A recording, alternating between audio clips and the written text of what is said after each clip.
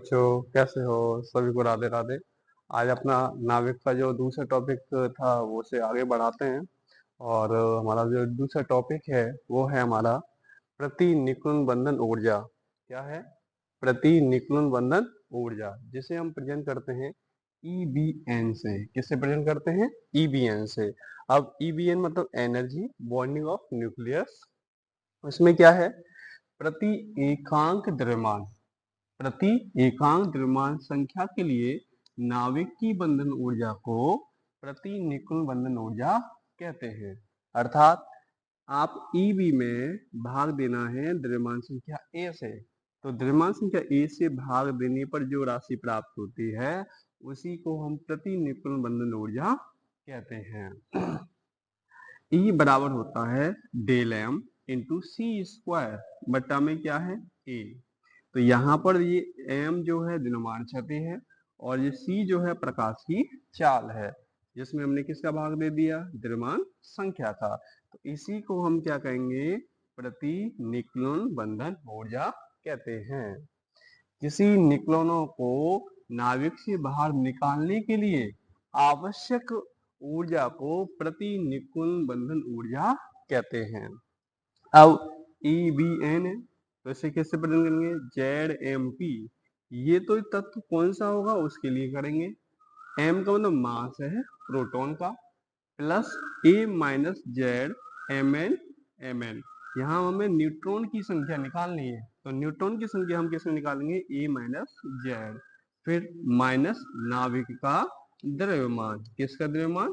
नाविक का द्रव्यमान। फिर ब्रैकेट बंद कर दिया पूरा, और इसमें सी स्क्वायर मतलब प्रकाश की चाल से गुणा कर दिया, और पूरे इसमें किसका भाग देना है? द्रव्यमान संख्या ए का भाग देना है। इससे प्राप्त होने वाला यह सूत्र प्रति निकुंज बंधन ऊर्जा का होता है। जिस सूत्र से हम क्या कर सकते हैं? प्रति निकुंज बंधन ऊर्जा निकाल सकते हैं। इससे संबंधित हमारा एक छोटा सा क्वेश्चन है, वो देखते हैं। वो क्या है? हमारा एक छोटा सा क्वेश्चन है कि ऑक्सीजन ऑक्सीजन 816 का परमाणु द्रव्यमान 15.99 U है, तो प्रति निकुंज बंधन ऊर्जा ज्ञात कीजिए। क्या निकालनी है? प्रति निकुंज बंधन ऊर्जा ज्ञात करनी है। तो ऑक्सीजन का परमाणु द्रव्यमान हमने कितना दिया क्वेश्चन में? हमारा 1599 U दिया है। अब इसमें 8 इलेक्ट्रॉन है और 8 ही क्या होंगे? प्रोटॉन होंगे, और 8 ही न्यूट्रॉन होंगे। न्यूट्रॉन की संख्या कैसे निकालेंगे? 16 माइनस 8 बराबर कितना हो जाएगा? आपके 8 न्यूट्रॉन हो जाएंगे। तो प्रोटॉन की संख्या भी 8 है, इलेक्ट्रॉन की भी संख्या 8 है, और न्यूट्रॉन की संख्या भी 8 है। तो 8 इलेक्ट्रॉनों का द्रव्यमान, तो 8 का गुणा, ये यहाँ पर AMU में इलेक्ट्रॉन का द्रव्यमान होता है। किसमें होता है? AMU में इलेक्ट्रॉन का द्रव्यमान होता है।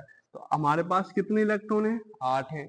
8 का किस में करेंगे? इस U में करेंगे, और इस U का गुणा करने पर कितना आएगा? 0.00440 U आएगा।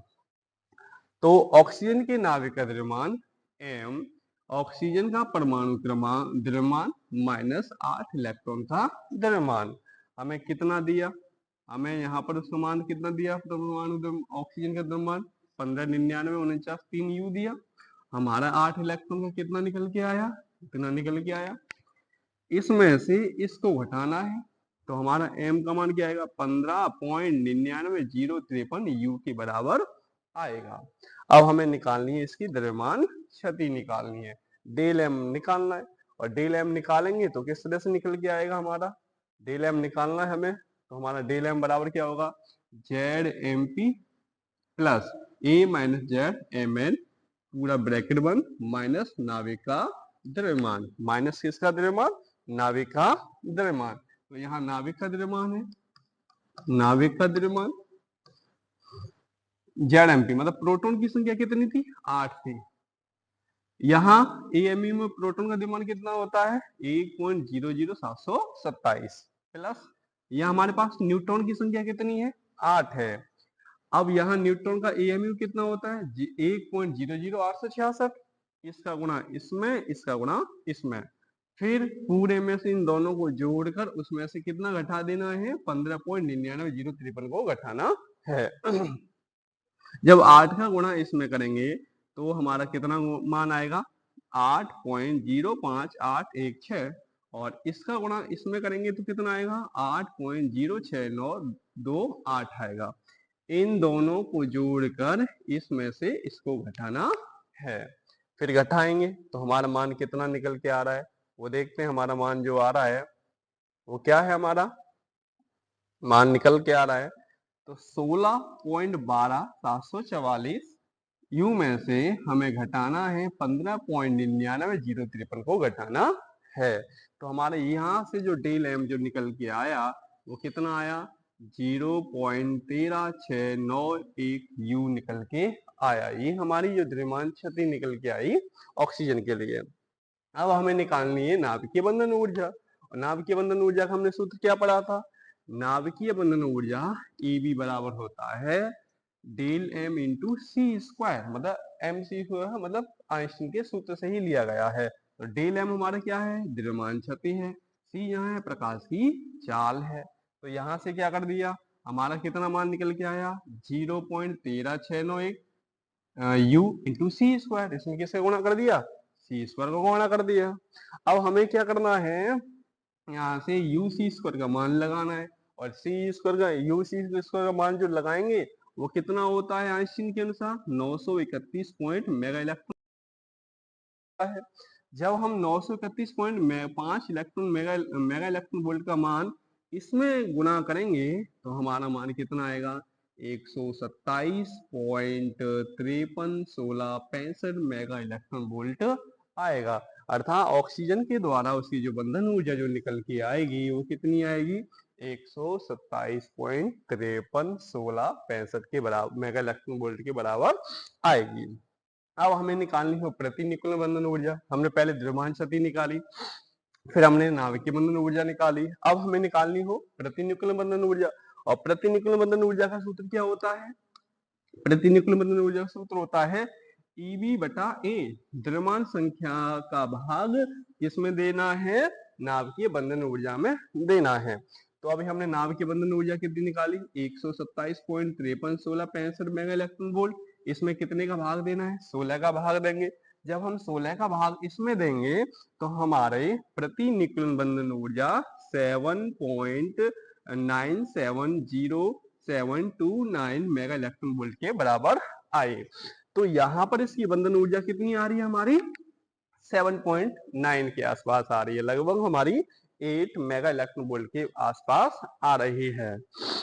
अब हमें क्या करना है, प्रति निकुल बंधन ऊर्जा का एक ग्राफ देखना है, इसके माध्यम से हम पता कर पाएंगे किस तत्व की कितनी ऊर्जा मेगा इलेक्ट्रॉन वोल्ट में होती है, वो क्या है। तो इस देखते हैं इस ग्राफ में, उसमें समझने की कोशिश करेंगे। तो हमारा एक ग्राफ है एक छोटा सा, उस ग्राफ में देखते हैं कि यहाँ पर नीचे दिया है द्रव्यमान संख्या ए, जैसे 50, 100, 150, 200, 250, और यहाँ दी है हमारी प्रति निकुल बंधन ऊर्जा मेगा इलेक्ट्रॉन वोल्ट में दी है।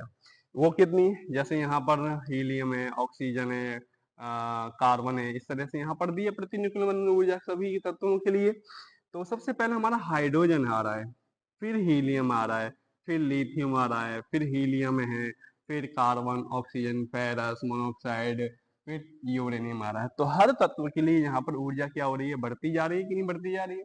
तो हम इसमें क्या देख रहे हैं कि जो हमारा जो फेरस है, जो फेरस है, इस फेरस की जो ऊर्जा जो आ रही है 8 मेगा इलेक्ट्रॉन वोल्ट के आसपास आ रही है। कितनी आ रही है 8.8 मेगा इलेक्ट्रॉन वोल्ट से थोड़ा सा ऊपर की ओर आ रही है। तो सबसे ज्यादा इसमें जो बंधन ऊर्जा या प्रति निकुल बंधन जो ऊर्जा होती है वो किसके लिए होती है, लोहे की मतलब फेरस के लिए होती है। उससे कम किसके लिए होती है, आपका जो यूरेनियम है, तो जो सबसे ज्यादा सक्रिय पदार्थ है यूरेनियम है, तो यूरेनियम के लिए क्या है यहाँ पर 8 लगभग 7.8 मेगा इलेक्ट्रॉन वोल्ट के आसपास क्या होती है, उसकी ऊर्जा होती है। वो क्या होती है, प्रति निकुल बंधन ऊर्जा होती है। तो इस ग्राफ के माध्यम से हम ये पता कर सकते हैं कि किस तत्व की कितनी प्रति निकुल बंधन ऊर्जा होती है। ठीक, फिर आगे आते हैं, इस ग्राफ से क्या निष्कर्ष निकलते हैं, क्या परिणाम निकलते हैं, तो उसके बारे में हम पढ़ते हैं। तो वो क्या है, सबसे पहले ग्राफ से प्राप्त प्रेक्षण, सबसे फर्स्ट नेक्स्ट हेडिंग क्या है, ग्राफ से प्राप्त प्रेक्षण। क्या कह रहा है पहला पॉइंट, सभी नाविकों के लिए ईबीएन मतलब प्रति न्यूक्लियर बंधन ऊर्जा धनात्मक होती है। अब धनात्मक कैसे, देखिए यहाँ पर कि यहाँ मूल बिंदु है, इससे नीचे कुछ है नहीं है, सारी की सारी ऊर्जा कैसी जा रही है, वायु तल में जा रही है, और वायु तल में जा रही है तो धनात्मक को प्रेजेंट कर रही है। तो यहाँ पर उसने पहला पॉइंट क्या बोला, सभी नाविकों के लिए प्रति न्यूक्लियर बंधन ऊर्जा कैसी होती है, धनात्मक होती है। दूसरा पॉइंट है हमारा, द्रव्यमान संख्या 30 से कम तथा 170 से अधिक वाली नाविकों के लिए प्रति न्यूक्लियर बंधन ऊर्जा 8 मेगा इलेक्ट्रॉन वोल्ट से कम होती है। तो देखिए हमारा ये ग्राफ है, यहाँ पर जो भी 30 से कम है, यहाँ पे जो 30 से कम है उनकी जो बंधन ऊर्जा कैसी बता रहा है, यहाँ पर कम बता रहा है। और क्या बता रहा है, जो 170 से ऊपर वाले जो तत्व होंगे उससे वाले नाविकों के लिए प्रति न्यूक्लियर बंधन ऊर्जा 8 मेगा इलेक्ट्रॉन वोल्ट से कम है।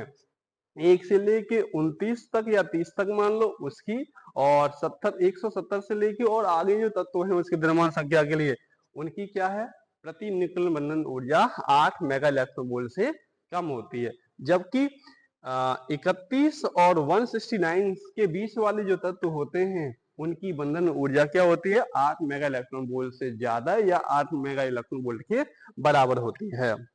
फिर तीसरा पॉइंट कह रहा है, द्रव्यमान संख्या 30 से अधिक तथा 170 से कम वाले नाविकों के लिए नाभिकीय बंधन ऊर्जा का मान लगभग 8 मेगा इलेक्ट्रॉन वोल्ट रहता है। फिर दूसरा क्या आ रहा है, इस ग्राफ से क्या क्या निष्कर्ष प्राप्त हो रहे हैं वो हम देखते हैं। पहला निष्कर्ष क्या है, सभी नाविकों के लिए ईवीएन धनात्मक होता है, ये हम पहले पढ़ चुके हैं।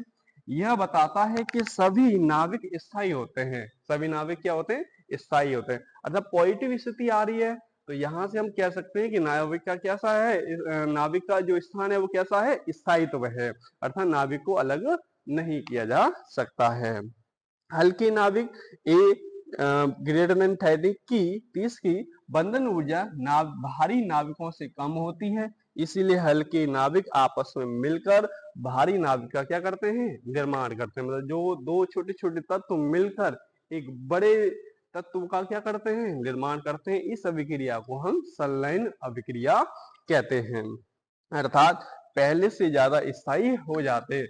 जब दो हल्के छोटे जो नाविक हैं आपस में मिलते हैं तो एक बड़े नाविक का, एक बड़े तत्व का क्या करते हैं, निर्माण करते हैं, तो वो क्या हो जाते हैं, स्थायी हो जाते हैं। और स्थायी हो जाते हैं तो ऐसी अभिक्रिया को क्या कहते हैं, नाभिकीय संलयन अभिक्रिया कहते हैं। नेक्स्ट हमारा टॉपिक, नेक्स्ट हमारा पॉइंट है, क्या है, भारी नाविक ए से जो 170 वाली की जो बंधन ऊर्जा हल्की नाविकों में कम होती है, इसीलिए भारी नाविक बनाते हैं।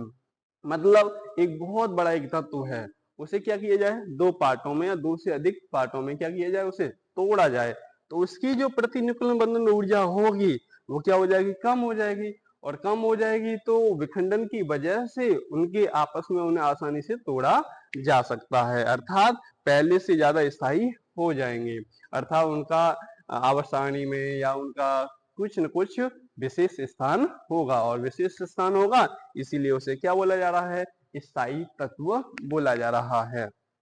चौथा पॉइंट है, वे नाविक जिनकी द्रव्यमान संख्या 4 की पूर्ण गणज हो, जैसे कितना 4, 8, 12, 16 होती है, अपने पास वाले अन्य नाविक से ज्यादा और स्थायी हो जाते हैं। फिर नेक्स्ट हमारा टॉपिक आता है नाभिकीय बल। नाभिकीय बल सबसे प्रमुख बल है।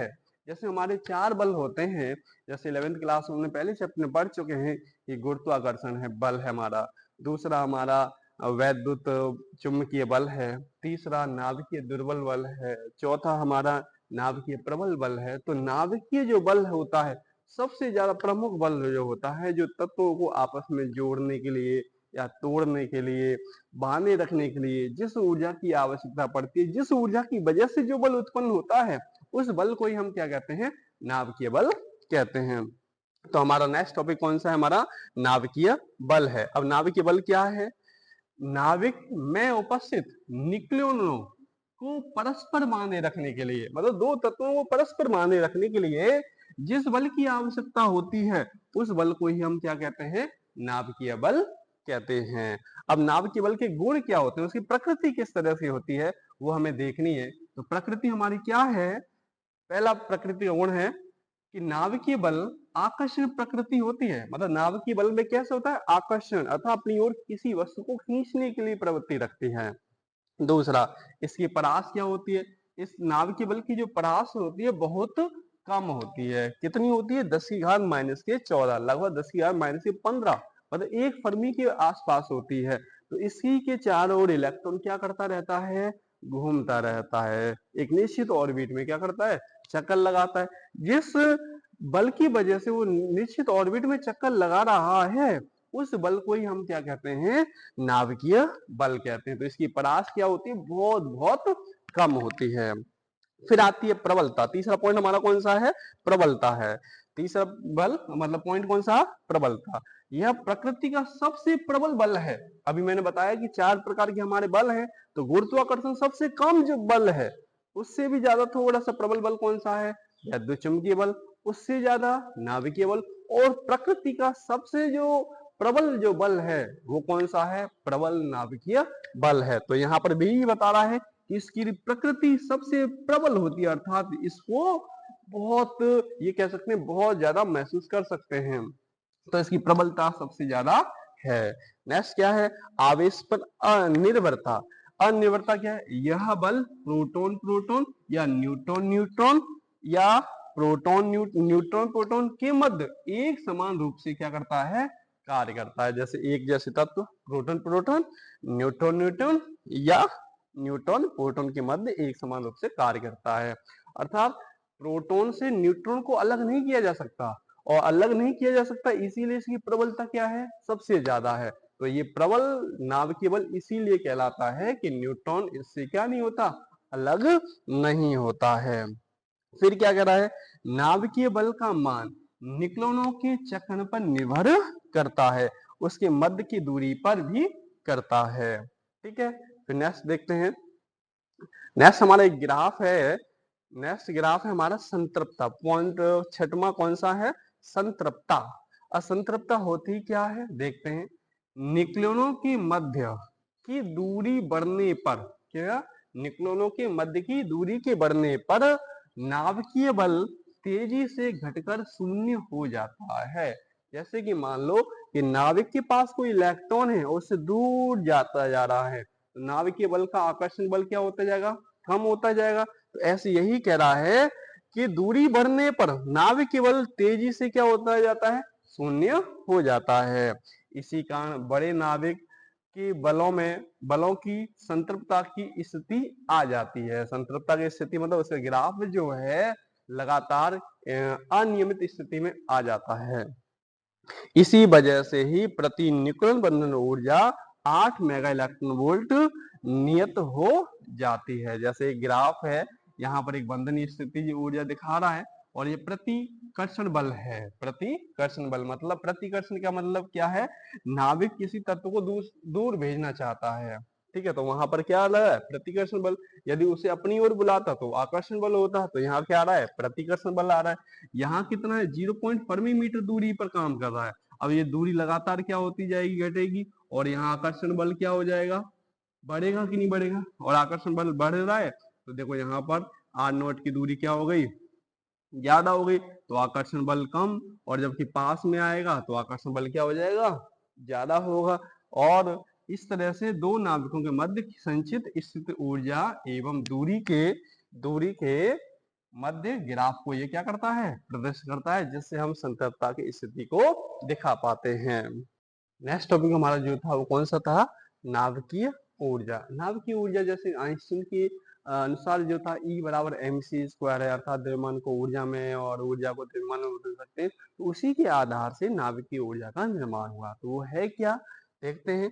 नाभिकीय अभिक्रियाओं में उत्पादों का द्रव्यमान, किसका, उत्पादों का द्रव्यमान अभिकारकों के द्रव्यमान से कम होता है। और ये कमी क्या होती है, ये द्रव्यमान किसकी वजह से हो रही थी, द्रव्यमान में यह कमी आइंस्टीन के द्रव्यमान ऊर्जा संबंध के अनुसार ऊर्जा में बदल जाती थी। जैसे हमने वहां पर क्या बोला था, द्रव्यमान क्षति बोला था, तो इसे क्या कहते हैं, नाभिकीय ऊर्जा कहते हैं। अर्थात जो द्रव्यमान में जो कमी आ रही है, वो द्रव्यमान किस में बदल गया, ऊर्जा में बदल गया। और ऊर्जा में बदल रहा है इसीलिए उसे क्या कह रहे हैं, नाभिकीय ऊर्जा कह रहे हैं। क्या कह रहे हैं, न्यूक्लियस एनर्जी कहते हैं।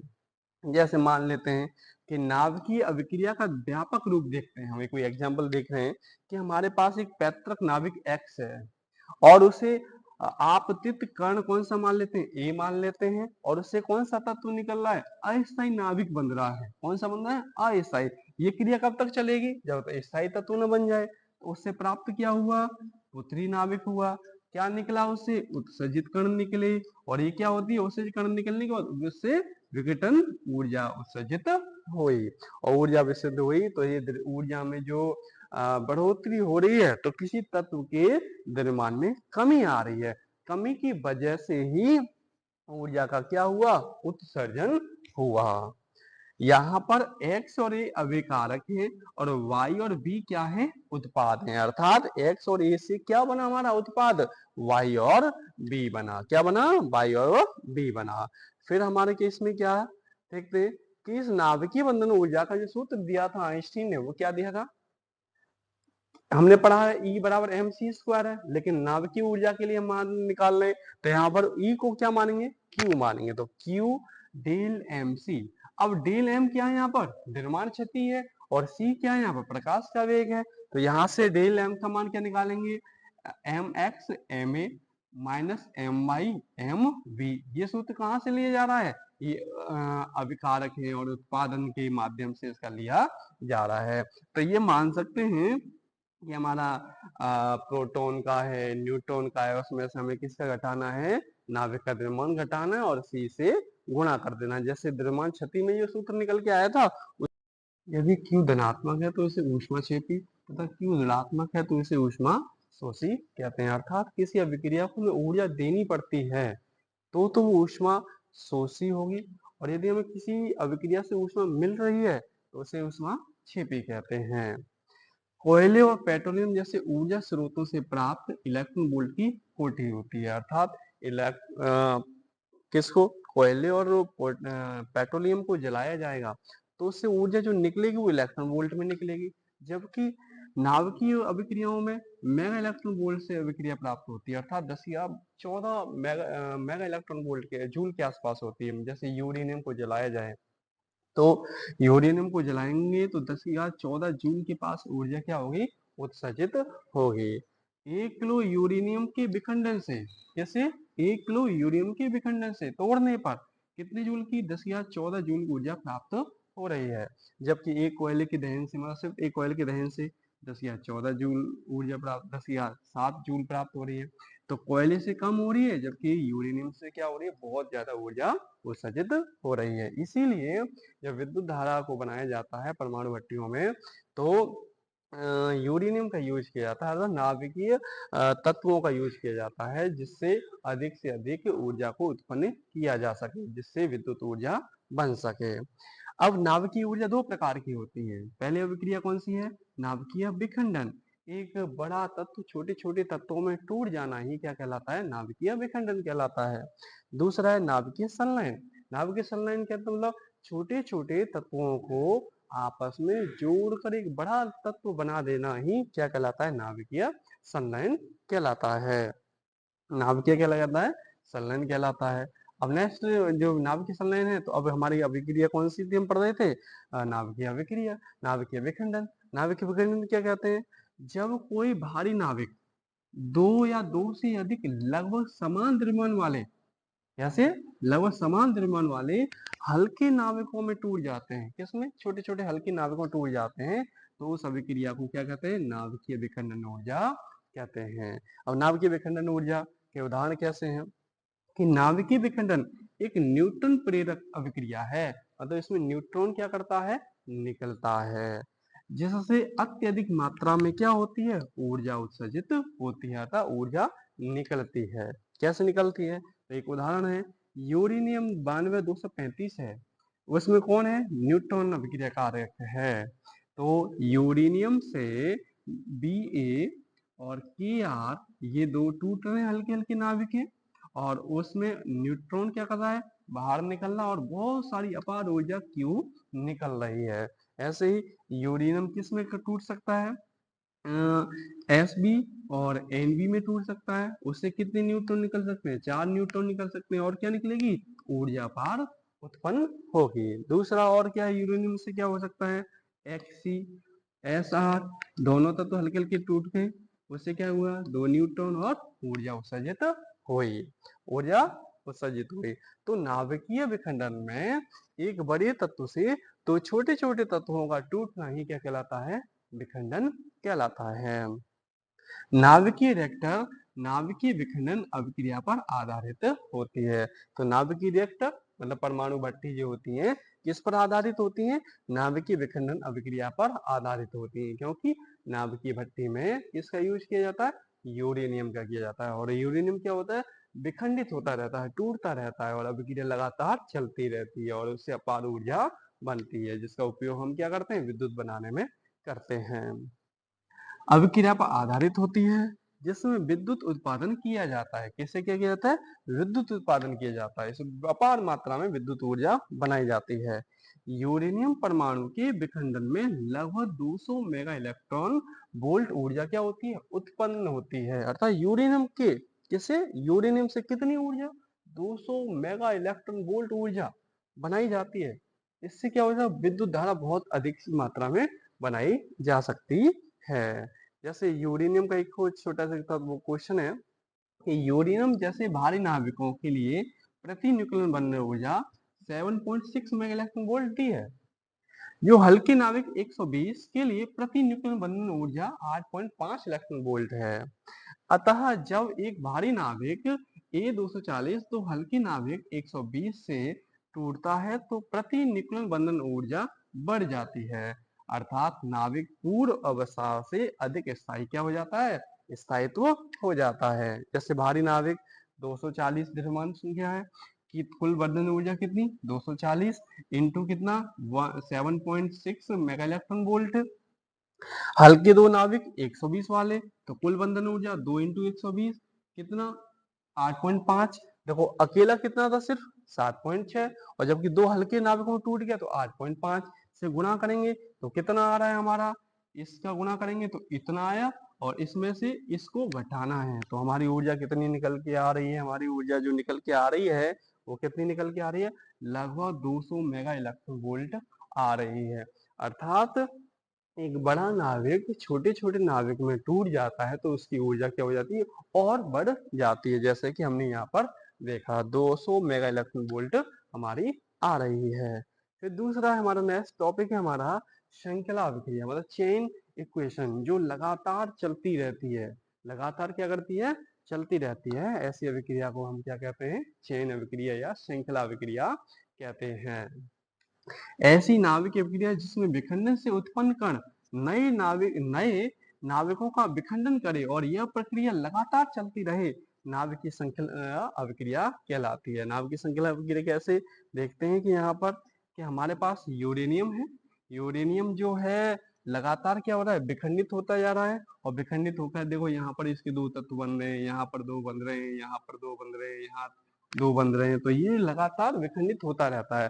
तो एक तत्व 2 में, 2 4 में, 4 8 में, 8 16 में, 16 32 में, इस तरह से ये क्रिया क्या होती रहती है? लगातार चलती रहती है। इसीलिए इसे क्या बोला? श्रृंखला अभिक्रिया बोला गया। फिर हमारे श्रृंखला अभिक्रिया दो प्रकार की होती हैं। श्रृंखला अभिक्रिया कितने प्रकार की होती है? दो प्रकार की। एक नियंत्रित श्रृंखला अभिक्रिया, जिस पर हम नियंत्रित पा सकें, जिसे हम रोक सकें, जब हम चाहें जब चले और जब चाहे जब बंद हो जाए, तो ऐसी अभिक्रिया को क्या कहते हैं? नियंत्रित अभिक्रिया कहते हैं। तो कौन सी है? नाभिकीय रिएक्टर या परमाणु भट्टी है। अनियंत्रित अभिक्रिया, जिसे हम एक बार चलाने के बाद उस पर नियंत्रित नहीं किया जा सकता है, अनियंत्रित अभिक्रिया कहलाती है। जैसे परमाणु बम, एक बार छोड़ दिया जाए तो छोड़ने के बाद इस पर नियंत्रण पाना असंभव है। तो परमाणु बम क्या होता है? सबसे ज्यादा घातक होता है। फिर हमारा नेक्स्ट टॉपिक इसी के जो आता है 12th के अनुसार, तो वो हमारा क्या है? नाभिकीय संलयन है। जैसा अभी हमने पढ़ा नाभिकीय विखंडन, विखंडन में हमने क्या पढ़ा कि एक भारी नाविक दो हल्के हल्के नाविकों में टूट जाता है। तब संलयन क्या? दो हल्के नाभिक जोड़कर एक बड़ा तत्व का निर्माण करते हैं, तो ऐसी अभिक्रिया को क्या कहते हैं? नाभिकीय संलयन कहते हैं।